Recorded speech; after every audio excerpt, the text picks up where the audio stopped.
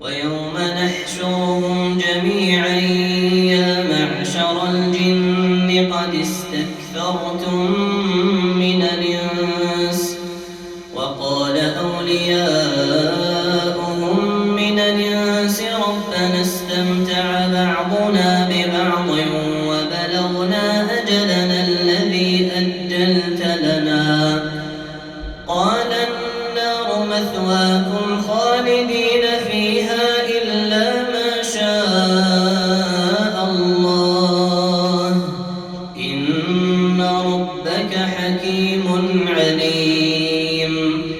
وكذلك نولي بعض الظالمين بعضا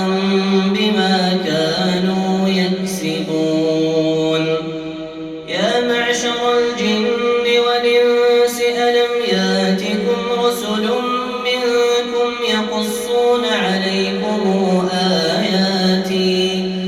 يقصون عليكم